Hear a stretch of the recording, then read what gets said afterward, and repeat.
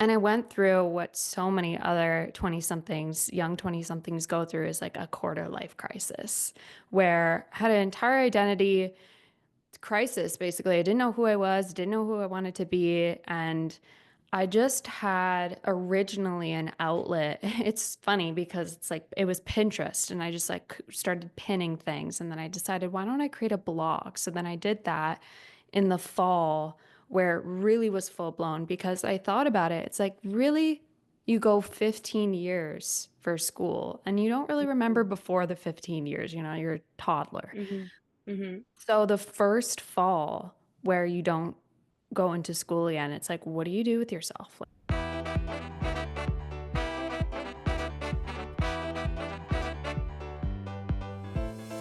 Welcome to the Mindful Method podcast, where we don't just fill your ears, we fill your mind with the tools to enhance your emotional and physical reality.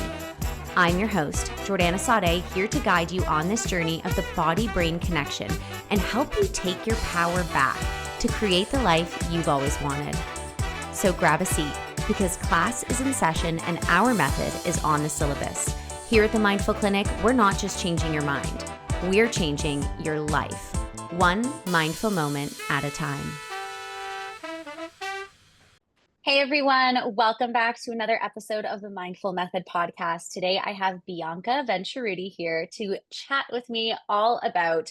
So, Bianca, sorry, you have a podcast and it's really good and it's called the 20 Somethings Detox, correct? Yeah, it's called the Twenties Detox. It's The like 20s I've been Detox. doing it for a bit. Yeah. And I had the pleasure of being on her podcast last week. So we just had such a great conversation. I wanted to get to know her life and her perspective. But I remember I'm no longer in my 20s, unfortunately. If you know me and you're listening, you know that already. But I do have tons of listeners and clients that are in that age range. So I think they're going to benefit Mm. a lot from your story and what you have to say. So just thanks so much for being here. Oh my gosh, thank you so much for having me. This is like a total absolute pleasure. And it's interesting to be in a different seat because I'm usually always the person that interviews others. And yeah, this is gonna be fun. So I'm excited. Yay. Okay. So, Bianca, I always love to start with just kind of understanding who you are, what brought you to this place. I know we kind of spoke a little bit when I was on there, but typically, if you're somebody who's going to become invested in your health, there's like a reason why. So, I'd love to know about your story and then how you got to where you are. Yeah, so honestly, it all started when I graduated from university about 4 years ago. And I actually I have a degree in forensic science and Whoa. decided I didn't really want to fulfill that anymore. Um, and it was for multiple reasons. And of course, I just like grinded through the pandemic and didn't really stop and think if that was a degree that I really was, aligned with or passionate with. I mean, it could have been earlier, but somewhere along the way, I lost my connection with it. And I had been in a state where basically all my worth was in my looks and in my grades. So that was kind of above all else. And I didn't think about it until I basically graduated, being like, oh my gosh, I don't even think I want to do this anymore. And I went through what so many other 20 somethings, young 20 somethings go through is like a quarter life crisis where I had an entire identity crisis. Basically, I didn't know who I was, didn't know who I wanted to be. And I just had originally an outlet. It's funny because it's like it was Pinterest and I just like started pinning things. And then I decided, why don't I create a blog? So then I did that in the fall where it really was full blown because I thought about it. It's like, really, you go 15 years for school and you don't really remember before the 15 years, you're a toddler. Mm-hmm. Mm-hmm. So the first fall where you don't go into school again, it's like, what do you do with yourself? Like, I'm working, but Yeah. like, this doesn't feel great. And so I created a blog. I started writing about my feelings and it built from there. Like, it built, like, started an Instagram, then I started a TikTok, which I did not know how to use at the time because I was just like, I don't want to use TikTok. And then I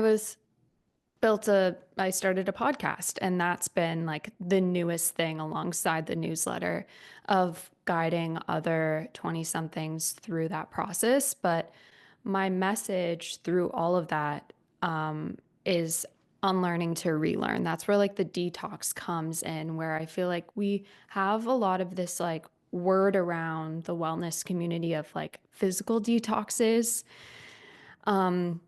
Like, I don't know, it just went crazy with like lemon drinks and like juice cleanses and like physical detoxes, right? And then I thought about, there's this whole thing about how your mental health is just as important as your physical health. Like, what about the mental detoxes, like the belief systems that we need to learn to let go? And that alongside of like the identity crisis, I learned about these belief systems that were meant to be unlearned during that original crisis. And Mhm. I just kind of became fascinated with the entire idea and started looking into spiritual books and psychology books. And now I'm learning to be a health coach in training right now through McMaster University. So it's um, built from there, really. But it all started with a quarter life crisis, which is hilarious. I feel thank you so much for sharing that, by the way. But there's so many things that you touched on that I want to kind of dive into. But just to share some of my personal experience, like I was a disaster, as you know, on my podcast. And then when I was like 21, like got pregnant, and so all of my 20s was like really dedicated. Like I feel like I missed out on this like quarter life crisis, and then as soon as I realized I've been in an unhappy marriage for 11 years and now I have two children and like now even though I had built a business, I was passionate about what I do, I still had that like moment of crisis of like, oh my gosh, I actually don't know who the fuck I am or what I Yeah. want. And so wherever you are in your path, like I think it's very common for it to happen in your 20s, and it is from that like school system structure because as my parents are immigrants and my dad's Middle Eastern, and so like school is the most important thing his whole life, and like he literally will not be happy until I have a medical degree, and I'm like, Dad, I'm never going to medical school. And Yeah. so it's these systems, these pressures, these like ideologies that we think that we need to fit into. And so much like you, my entire identity was around my grades and my looks. Like that, those are the only two Hmm. things that mattered my whole life. Really? And so I Yeah. really, really resonated with that. So thank you so much for sharing that. But okay, so I want you to take us to the time where you are like, I like grinded so hard. I now have this forensic scientist degree.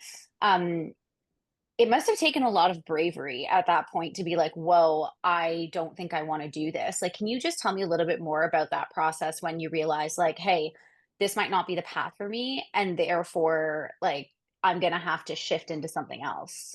Yeah. You touched on a couple things with like the traditional way of being raised, and I definitely have that as well. And my father's Italian, but like it's just like working hard. Like my whole family's worked really hard, and we I've just been conditioned to like find that status, and I honestly, because of my looks, it was like a blessing and a curse, where like I wanted to look good, but then I didn't want to be too pretty that somebody wouldn't think I was smart. And so I went into a degree that was like, I want to prove people how smart I am. Yeah. And it actually was around. So what happened in 2020 is like an insane year for everybody. The pandemic hit, and I think that forcing to slow down basically told like it forced my entire sense of self to like slow down what I was doing for the past 15 years of my life, working so hard Mhm. and studying so hard. And I had to think about certain things that I was doing and if it really made me happy. And also, unfortunately, there around the same time, I lost a friend of mine that I was really close to. And death always puts things into perspective where Mhm. I realized I'm like, oh my gosh, like this person died at 19 and Mhm. they didn't really get to live their life for themselves. And that was the thing that I realized. I'm like, I have been this far living my life for other people to look a certain way, for guys to like me, to act a certain way, and get these degrees for people to feel like proud of me. But really, am I happy with my decisions and who I am? And I couldn't really say that like I was yet. I was like, true Bianca is hiding in a corner inside myself, being like, hello, like, when are you gonna let me be out? Because like the facade I was putting off wasn't really me. And I think when you have those spiritual awakenings, like that sense of awareness, you can't really unlearn that. I don't mean to like pull that term out, but it's like the truth. Like when Mhm. awareness hits, it like opens a floodgate of emotions, realizations, and I that just ended up happening my last year of university while I was like living alone. So then also couldn't really have other people to distract me, couldn't really have many people over because there were all those restrictions for the pandemic. So it was basically that time of the year that really was in combination with the fact that I had lost friends. Like there were four people that passed away that year, which was crazy for all of my Whoa. friends to like, because I hadn't really experienced death really that until Mhm. that point. And to this day, it's like crazy to know that that was something I went through. But I'm also at the same time really blessed because I wonder if the pandemic didn't happen and if those events didn't happen, would I be in that industry and unhappy? Because that was like the pivotal point for me to start to acknowledge my mental health. And it was totally on a back burner and spiritual connection. And so I just started reading books, like so many personal development books, so many spiritual books, which I believe is like the start of anybody who gets on that personal growth journey, like you just like want to read everything. And now it's just like I feel more connected with like my intuition and my sense of self to know what's alignment with me.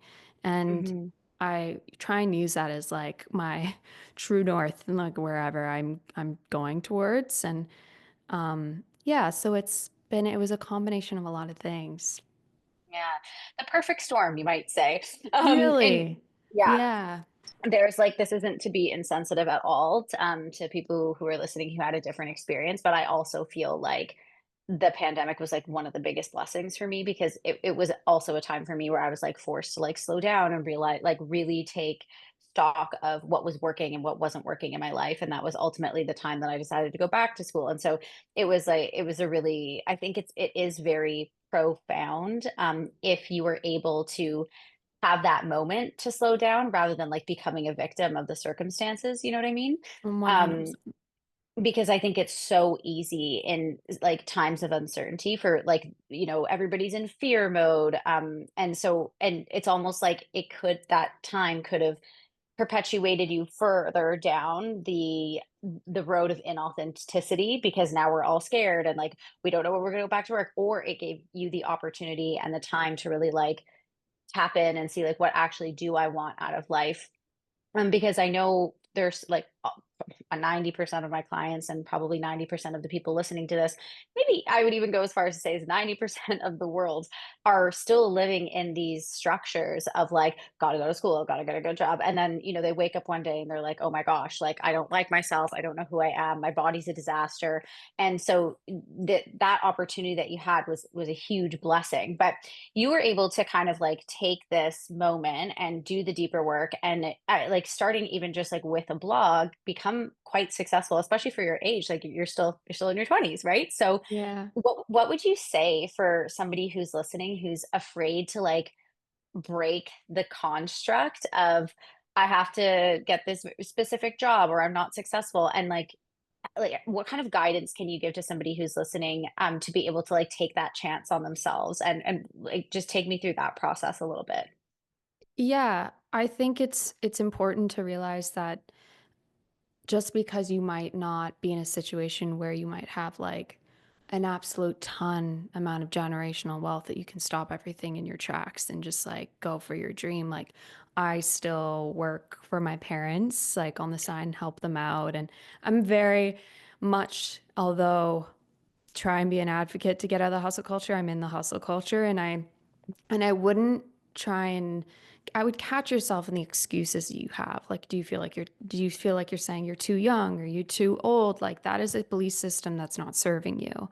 Or if you're saying like like a female and I'm not in the males world, like I have so many friends who are women who are advocates for like financial realms who I would have thought like years ago, that's just not my area of expertise. Like that's just like a Hmm. man's job. So that's one thing is like write down all the things that you're saying that are excuses for why you feel like you can't do something because that's not you. Like that's somebody else's Mhm. fear that you don't Mhm. need to have.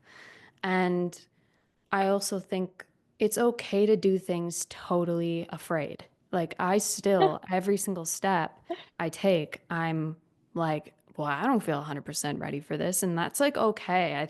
I don't think you can ever feel 100% ready for every step you take, but Mhm. I just know that I'm more afraid of waking up one day in my 80s and realizing I didn't spend like 1 ounce of my life for me because Mm. we have one life. And really, I always think back, like I'm very connected with like my grandparents and my great aunt. They're like over the age of 90. And I find that it's important to like have conversations with the elderly community because they actually have so much wisdom Mhm. to put things into perspective for our age groups, being like, actually take that risk. Like a lot of them wish they took the risk, Mhm. because I I can just, take the safe job, make that stable money 100%. Like we all can do that. And some people want that and they feel Mhm. connected to that. And that's wonderful. But I think other people, there's a lot of people I know that are very creative and they wish they had that and they're afraid of like the backlash of their parents and what they're going to say to them. Mhm. And I always, at the end of the day, realize like I came here alone, I'm going to leave alone. I need to remember that too. Mhm. And I'm going back to like the how my friend passed away because there's two things I like realize and I affirm myself every day through the fear of like possibly failing because who cares, at least I tried, right? Or Mm. like what my parents will think. It's like I'm not living my life for other people. I have to live it for me. Like Mhm. 100%. Like we have to keep thinking of that. It doesn't mean we got to be like to the extent of like selfish and don't care for like our loved ones, but like you need to be good first and foremost to be able to like, give as much as yourself to other people. Like you need to be stable and fill your cup up first. So Mhm. it's not, yeah, and you just because I'll bring it back to parents because I think it's the biggest one I've noticed. Yeah, yeah, yeah. It's like your parents, you know, that's their life. It's not your Mhm. life. Like I'm like an elder sister, elder child, and feel myself constantly wanting to like be there to support my parents, but I have my boundaries for me. And Mhm. it's slowly but surely you practice that and practice what you want to do and start small. Start like a little hobby and see how it builds from there because it's going to feel unfamiliar at first for sure. But I know that's a long reason. I think it's complex because it depends on your situation and your fears because Mhm. those fears aren't permanent. Like you can get through that. And Mhm. remember, like a lot of the belief systems you have are about yourself are probably not yours and they're other Yeah. people's, and you don't have to take that home with you. Mhm. Yeah, you said so many amazing things, and I think that you said this before, but like really touching on those belief systems and knowing what is yours and what isn't yours, and understanding your excuses. I love that. Like I hadn't even really thought about that before. I'm going to use that with my clients because I think a lot of the time we don't even realize they're excuses. They're just these like mindsets we've picked up on, and so one of the things I know you're really well known for is being able to like craft killer mindsets for growth and healing. And so can you share some like how do we do that? What are what are some of the mindsets that you like live by that or that you talk about that are going to help people find that growth, find that healing, regardless of where they are in their life? Yeah, there's like two very broad areas of mindsets. We have like the abundant mindset and then we have the Hmm. scarcity mindset. And Yeah. whenever I feel like something is telling me I'm not enough or there's like a lack of something, that's where I catch myself being like, how can I switch that into an abundant growth mindset? And really those mindsets are They first become affirmations until you believe it. You don't always have Mm, to believe those mindsets for them to apply to you. Majority of mm-hmm, mine, like, there are moments where I'm like, okay, when I'm like, oh, I'm not pretty enough to wear this dress. I'm like, okay, no, like my body is great. Like, I don't feel it in the moment, trust me. mm-hmm, But eventually I do. And I think that it's really not being hard on yourself and to not look at people online and how potentially like locked in they have with their mindsets, because I have good days and I have bad days, and I think I always will. Like, I'm a very sensitive person, and occasionally I don't even know that I'm like absorbing negative content and it's like warping my whole week, and I have to catch yeah. myself. And I think it like the whole thing that I like to talk about is like search for that growth mindset, like constantly Mm-hmm, searching for the growth mindset, which is at the same time like a growth affirmation, something mm-hmm, that allows you to feel empowered and not limited, right? mm-hmm, So figuring out the ones that you need can be anything from like finances, where like if you feel afraid to spend something, like a spending anxiety, money anxiety, like there's anxieties there and mindsets and belief systems that like you can transfer and affirm yourself when you like want to pay for something. Be like, everything I told this to myself the other week when I like had to get sushi for my family, because we were like, it was 8 o'clock and I'm like, we have to get food and I don't have time. I'm gonna get sushi for us.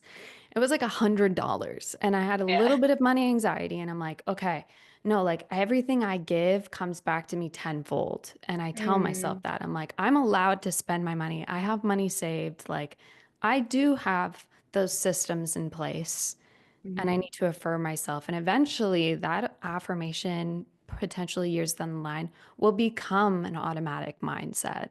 So mm-hmm, that's the process that I like to go about things, is like pattern reset, catch myself in the moments where I'm like yeah. afraid, sad, feeling down, that existential crisis that might come at 2 o'clock, like Mm-hmm, you need to catch yourself being like, everything's going to be okay. Like, everything will be fine.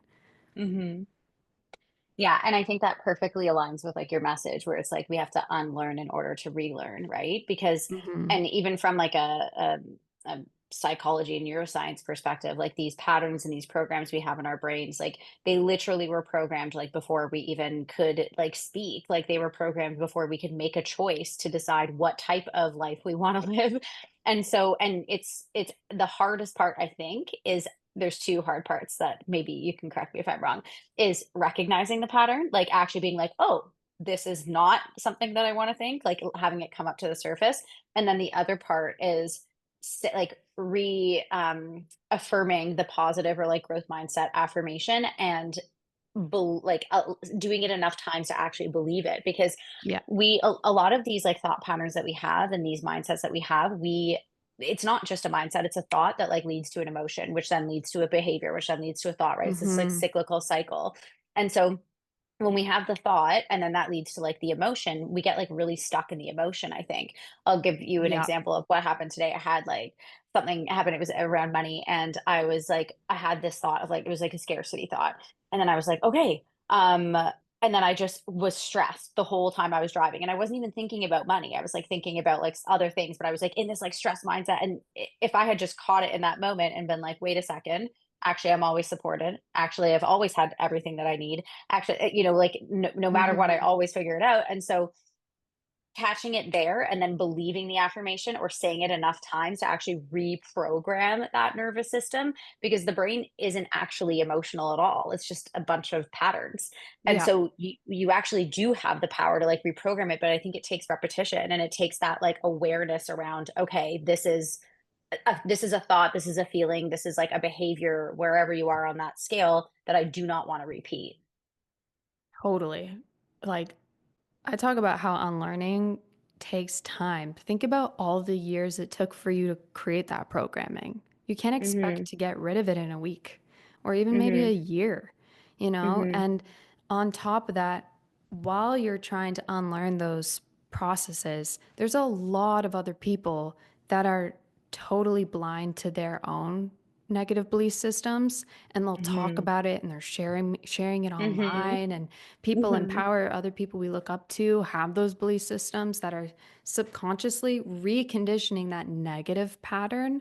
So I Mhm. think it's important to give yourself grace in the moments of that period, that we are Mhm. surrounded by so much information, and it's really difficult to like pick the ones that are going to always empower you. It's not possible.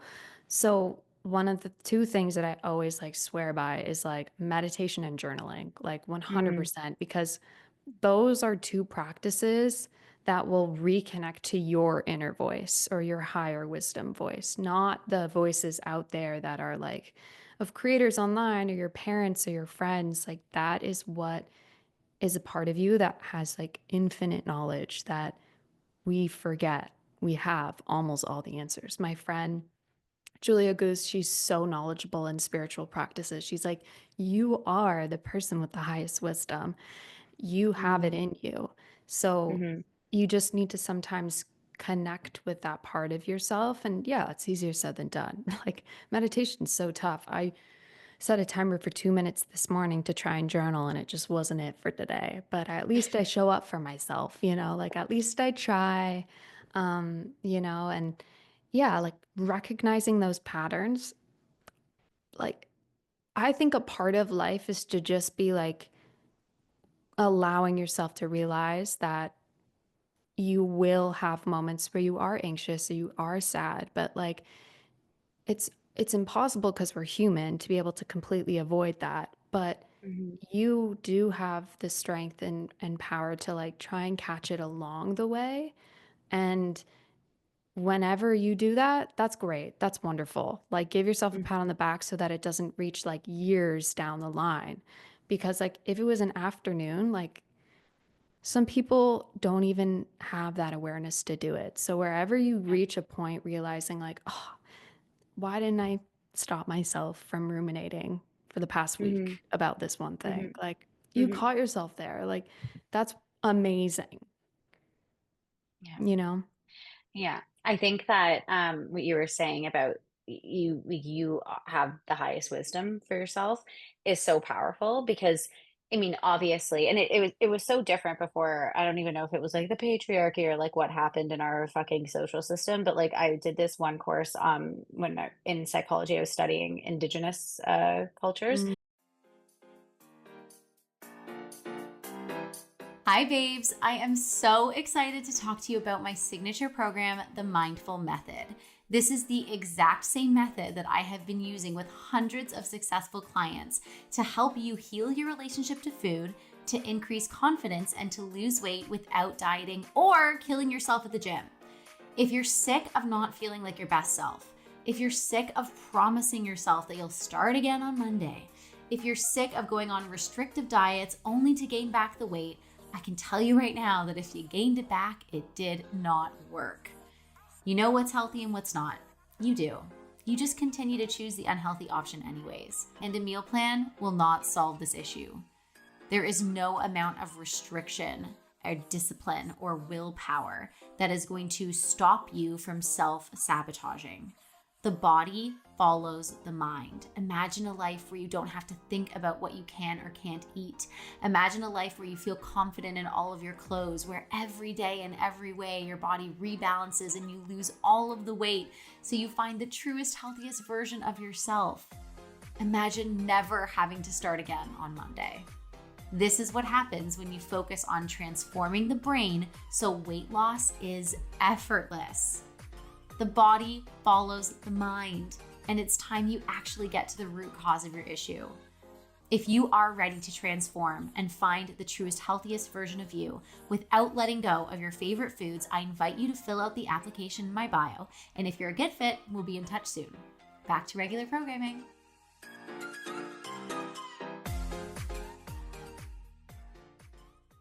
Literally, they had it right the whole time. Yep. But there's like in depending, and there are still some like places and tribes in the world that like really believe this, but there's this sense of I wanna say the end result is like a victim of your circumstances, but there's this sense of kind of like giving your power away to looking to other people to like figuring out who you are and what you're supposed to do in this life. And we forget that like literally nobody knows except for us. Like not a single person is going to know what's best for you other than you.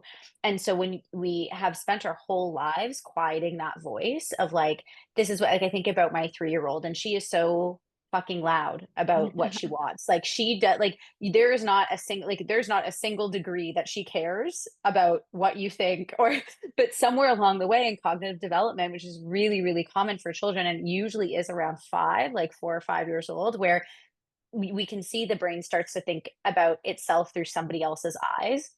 And that Yeah. voice that we Wow. have that's so loud and egocentric starts to get quieter and quieter, and then we just live our whole lives, like, not tapping back into that. So, I love that you said, one way that we can tap into our voice is, meditation and journaling. Is there a specific like, when you meditate, are you listening to, meditation? Do you do it in silence? And then also, if there's, like, j how do you journal? Yeah. I love guided meditations. Me I too. love them. I think that they're the best and almost are like, when you want to go work out, but you don't want to think about what you want to go work out? So you Yeah, join a class. It's the same thing. yeah. It's like Yeah. you have a guided meditation to help guide you through what you're feeling. And it's almost this a similar way to therapy where you don't always need to be in that like analyzing route, like you can pass it to another person. Like you can have your Mm, therapist try and question you about things that maybe you're subconsciously avoiding. And at the same time, these guided meditations do the same thing. And I just find them really relaxing and it's just training myself to feel more comfortable in silence in general because to hear your inner voice means that you need to be sitting in silence or more comfortable with silence. So I personally think like I told you this, I love hypnotic meditations. Like I find them next level with the guidedness. Like they just allow you to slip into a meditative state a lot easier. And journaling, I've fluctuated. In the last few years, I like to do more like automatic writing where you just like sit down and you write and you don't really like think about the way it looks. And it like what it does is like it allows a part of your subconscious to come to the surface while you're writing because you're just like allowing yourself to go for it and you're not really thinking and things will come up that you didn't think were even possible or even in the back of your mind to like bring up again. Like you're writing about something like, oh, this person annoyed me, blah, blah, blah. And I'm like, it kind of reminds me of this event from 5 years ago. And it's like, oh yeah. my gosh. Like journaling does that. And I Mhm. remember in one of my neuroscience classes, it's like you have like two parts of your brain. You have like the receiving part and the other part, the left side. So you need to put things into linguistic terms to be able to know how to process it. So that's why talking is so powerful and writing is so powerful because otherwise it's sitting in your body. The emotions are Mm, sitting in your body. And it's one of the ways where it really lets me get things out alongside hypnotherapy because it allows you to visualize it.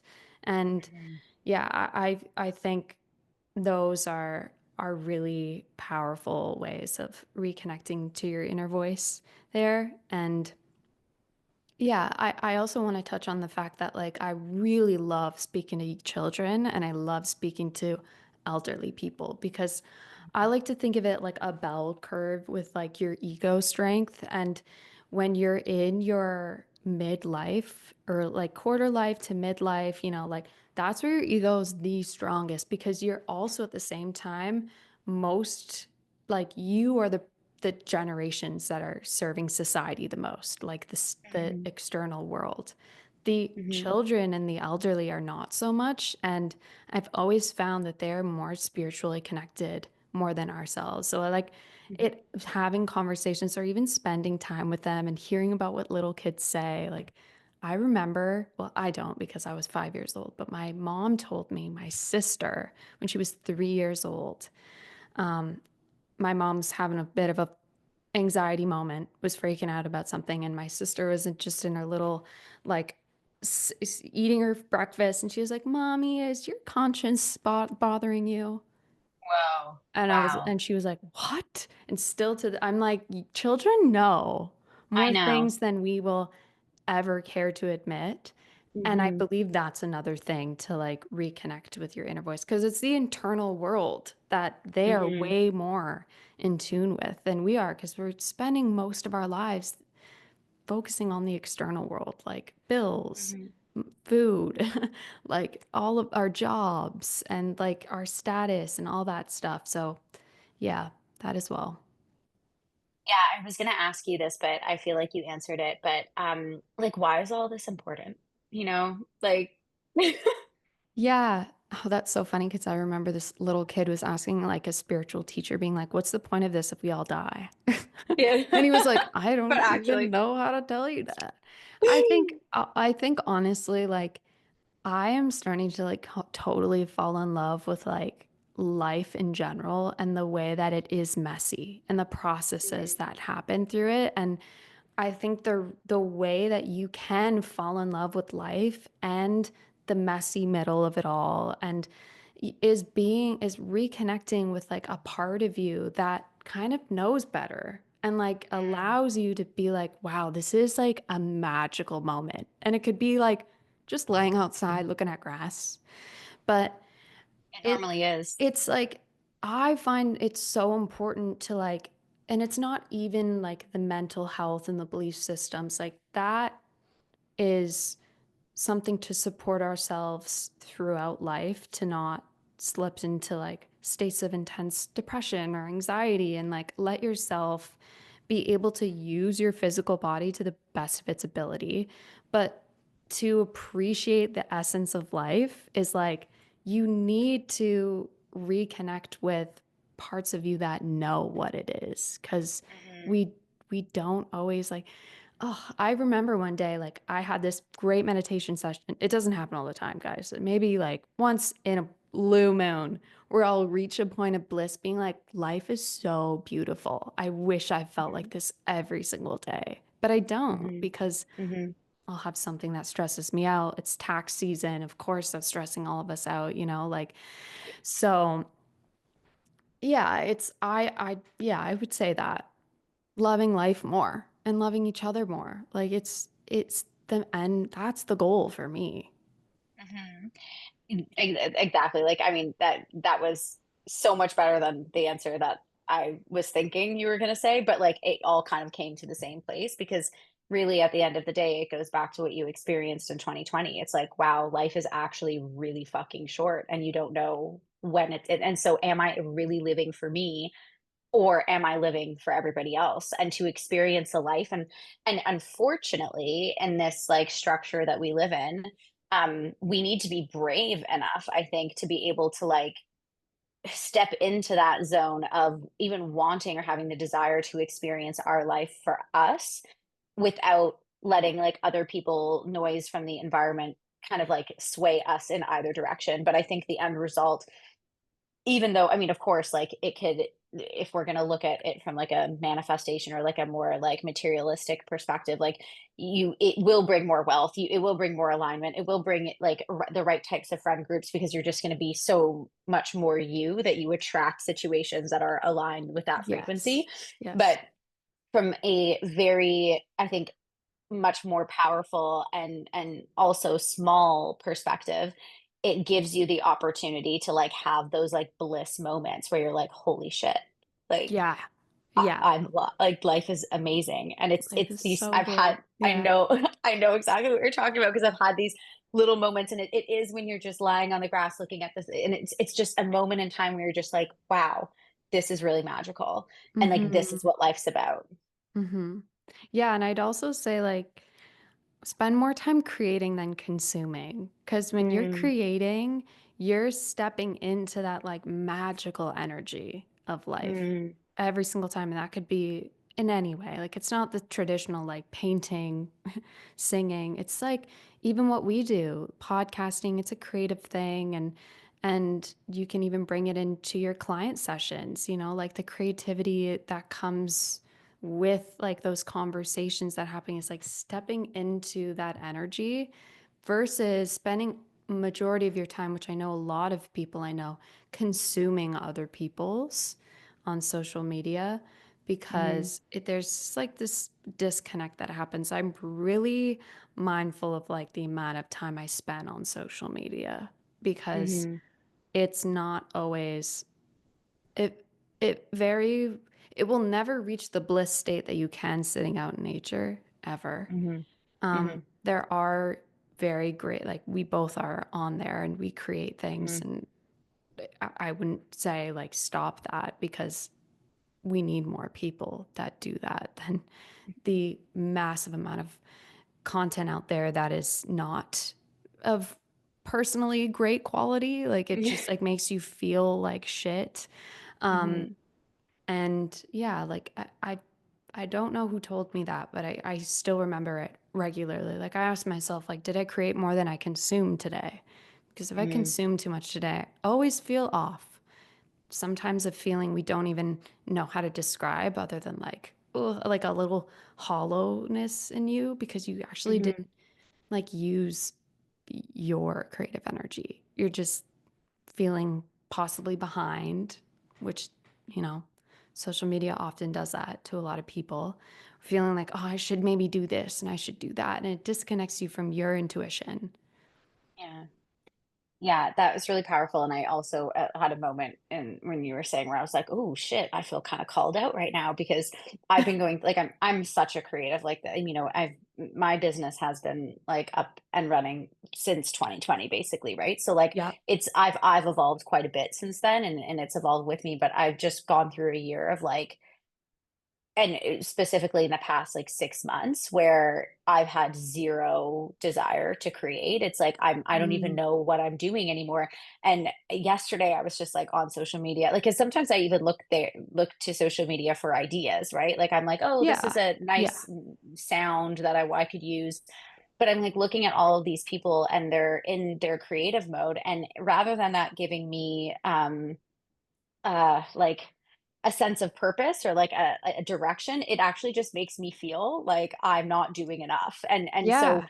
I had this Exactly. mentor of mine. She was like, Jordana, she's actually a psychic. She's really funny. She was like, your guides are telling me you really just need to sit down and put pen to paper. And I was like in such a tizzy yesterday that I couldn't. I was like, I don't even know what I'm going to put on the paper. And I'm someone who journals every day. And Mhm. so I just like sat there and put some music on and like literally mapped out the entire like rest of my year for business in like an hour. And I was like, whoa, in that moment, I was in a state of creating, but I had to like actually just like put all the shit down so that I could get to a place where I could be like, oh, I do actually have ideas. I just haven't been listening to them. Yes, it's so true. And to be honest, I called myself out there too. You know, like Yeah. I find myself just like scrolling and I'm like, stop it, Bianca. Like stop what you're doing. It's not I put a timer. There was somebody that told me it was like it's great to have inspiration and to like scroll and get That's the word. inspiration, but like set a timer on it for like Mm, 7 minutes. See mm, how much you're actually consuming those moments and then get off. I have this app. We're not sponsored at all, but I use this app called Opal and it's okay. free. Well, And it basically will lock you out of your social media. shit. Yeah, you can turn it off, but like it takes time. Like it's Yeah. like I don't know about you, but I'll get into social media, but I don't even know how I got there. I just tapped it Yeah. subconsciously Yep. and I'm in the app and Yep. I'm scrolling. Yep. And so what it does is it's like a pattern reset. It's like another pattern Mhm. reset of like you can actually do that. You have to go into the app. You need to wait 10 seconds. You need to press a certain break time and then go back in. And by Mm. that time, do you really want to scroll? That's so Most of true. the time I don't want to. So Mhm. it's like I need to do that. Like I mentioned it earlier, being like, you need to have systems in your life to be able to set yourself up for happiness and success and those bliss moments. Like you need to schedule in moments of play, like I have it in my calendar, or put in reinforcements so you don't mindlessly scroll on social media, and have a budget that you follow for your finances. Like you need those to be able to give yourself peace of mind. I like to say, like, it's the balancing of like yin and yang energy. You know, Mm. you need to have the systems to be able to let that like yin energy really flourish. Otherwise, you just madness. Like it's all over the place and you feel scattered and you don't feel grounded. And so I make sure I'm staying in tune with both to Mhm. make sure that I feel good. Yeah, that's really helpful. I'm also gonna download that app. But I do love the idea of like, because I saw this on Instagram. I'm sure you have too. It's been Oh, trending, I'm but it sure. was like it was really it was like a big eye opener. It was like if you were the main character of a movie, what would the audience be yelling at you to do right now? And I think Ooh. about that all the time because like I mean it changes from moment to moment. Like one time I when I literally saw it for the first time, I was like, "What would the audience, like, be yelling at me to do?" And I was like, Call your kids." And, like, that's not something that, like I mean, of course, it's important to my life, but that's not something that like brings my business forward or like, it gives me happiness. But it's not something that you would think top of mind, I have to do right now. But it's these little things that we put on the back burner almost that we don't realize like those are the things that we need to like take action on, even if it's so small, like just call your kids or like could be bigger, like put a budget together, right? But it's these little things that actually you're avoiding, but we just continue to like shove it down Yes. because Yeah. the idea of like actually changing our life is so terrifying for the brain. It likes to stay stuck in the familiar. But Yeah. one thing that I wanted to go back to because you had mentioned like create more than you consume, right? And you said it's not this typical painting or singing. It can be for sure, but I like there's so many clients that I have that are like, I don't have any hobbies. I don't know what I like. I mean, obviously from years of not listening to your voice, but creating can literally just be like shut everything off and put pen to paper for like 2 seconds or like go outside and sit in a 100%. park and Yeah. do nothing. Like it's about being in a mindset of thinking forward rather than like replaying all the life you currently have. And like daydream is like a big way that I like to Yeah. create. And I do that in my car sometimes. I mean, I manifested my Jeep and I love it, but like I want a G-Wagon. I want to be G-Wagon Jordana. So sometimes in my Jeep, I like pretend I'm in a G-Wagon. And when I see other G-Wagons, I like wave as if I'm like also in my I G-Wagon. love And like it. it's like Yeah. a state of creating, right? Yes. So just to say to you guys listening, like it doesn't have to be this like, oh, go and take an art class or start knitting or anything. It can literally be like 2 seconds out of your day where you're like, daydreaming about like, wouldn't it be nice if I went to Spain or wouldn't it be nice if I did this and spending time in that energy. Yes, 100%. I love that because you're so right. It's whatever like makes you feel inspired to create again sometimes too. Like I like to Mm, say like creative rest, like go to an art gallery. Go to an art mm, gallery, like you said, go out and just like read a book and lay out in the grass for an evening. You know, it's not you don't always need to create things, but it's good to always be in that creative energy at the very least. You want to be in the mhm, creative energy that makes you feel inspired because like I would say there's some social media, like another little trick is I have like a favorites tab that I know inspires me. So the mhm. favorites tab on the Instagram, I don't know if you know about that, but like that's No, I like didn't. I'll show you about that because it's I love it. game changing. And it's so that I know like when I go there, like 90% of the time it's going to be inspiring information versus the Mm, like all over the place chaotic information. Um, mm, so yeah, I definitely like doing that. And one of my real like he's like a mentor of mine, Gary Ware, and he's all about play in the corporate mm, realm, corporate world. And he says like, do you have a great idea like when you sit down and you like do the work, or is it like when you're in the shower, or is it when you're like going for a walk, or just like playing with dirt. Like Mhm. it's like so real. And that's because it's Mhm. reconnecting with that energy to be able to like get that information to process. Like you can't Mhm. all the time when you're trying to force it. Totally. So good. I'm gonna ask you one more question, and then I'd love for you to just tell us where we can find you. But okay, this is a kind of a bigger question too, but in theme, how do we again, I work with so many women, and I think one of the hardest things for me to coach on, so I'm also kind of picking your brain a little bit here, is when people are like, I don't have a purpose, like, how do I find my purpose? And Mm. I can do all of the mindset work with them and we can get them to stop, their addictive behaviors and start to like love themselves more. They look better in their clothes. They're happy in they're making more money, whatever it is. Like they have like happiness in areas of life, but like they're still like, I don't know what my purpose is. How do we find that deeper purpose in life?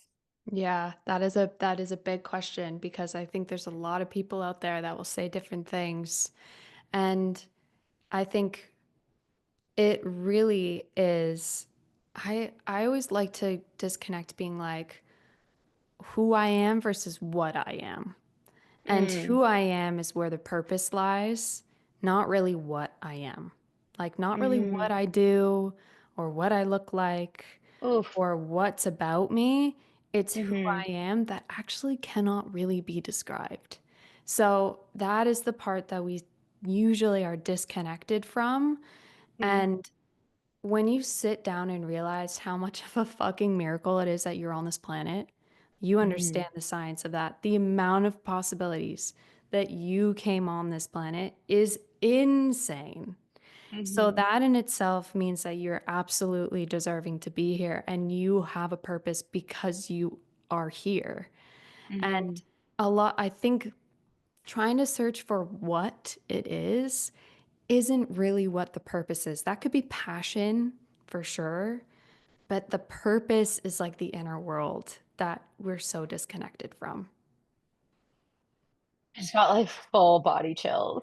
That you just perfectly articulated something that I've been trying to piece together in this phase of my life because for so long I would hear these women talk about not knowing the purpose and I'm sitting here on my high horse being like, well, I found my purpose. Like I'm so lucky. I built the mindful clinic and my purpose is coaching and da, da.